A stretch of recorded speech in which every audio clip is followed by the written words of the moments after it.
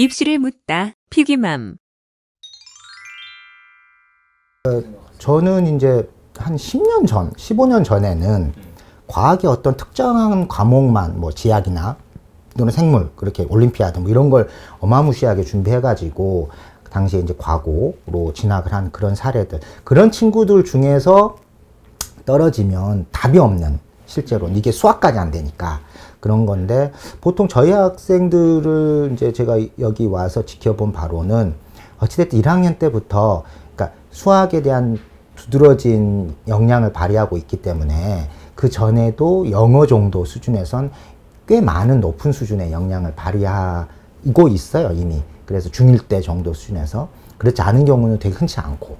그리고 이제 국어 정도가 약간 문제긴 한데, 어찌됐든 1학년 때까지 일정하게 국어학습을 하고, 그 다음에 저희 지역의 중학생들이, 다른 지역은 잘 모르겠고, 국어학습까지 되게 일찍부터 명확한 어떤 학업에 대한 개념을 가지고 진행하는 건 아니라서 중3 여름이나 중3 말에 그러니까 물론 교과학습을 하긴 하죠, 학교에서. 그렇긴 하지만 그렇게 국어 정도를 스타트해도 충분히 늦지 않다.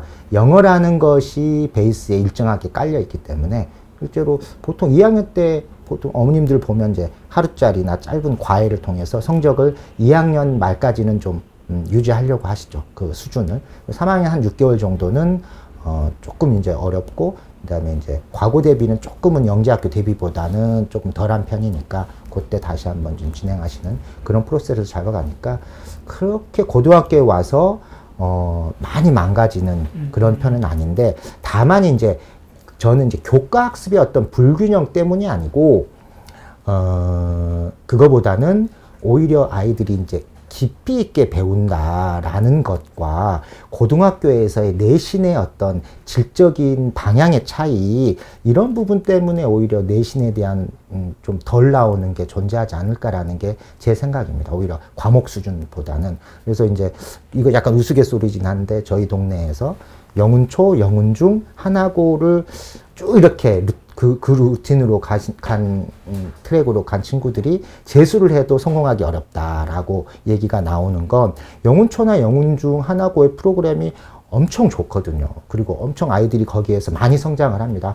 그런데 이제 그것이 아이들의 활동을 통한 깊이 있는 학습의 체득, 이런 방향으로 가고 있기 때문에 아이들이 이제 고3이나 재수를 하면서 수능에 대한 어떤 아주 뭐라 그럴까, 그냥 끊임없는 달리기 같은 그런 지구한 그런 것들에 대해서 이해도, 네, 기계적 훈련, 맞습니다. 기계적 훈련에 대해서 그거를 어차피 해야 되는데, 시험이라는 것을, 그게 익숙하지 않은 것과 비교하면 좀 유사하지 않을까. 중학교 때 수학이나 과학에 대해서 고등과정까지 이렇게 깊이 있게 공부해 왔는데, 실제로는 내신이라든가 아니면 적어도 1학년 수준에서의 모의고사가 그렇게 이제 어려운 게 아니니까, 그런 부분에서 아이들이 갖는 어떤 그 내신 기간에 대해서 기계적인 학습 정도의 몰입도, 이게 이제 약간 체득되지 않아서 조금 초반에 힘들어하는 경우는 좀 있는 것 같습니다.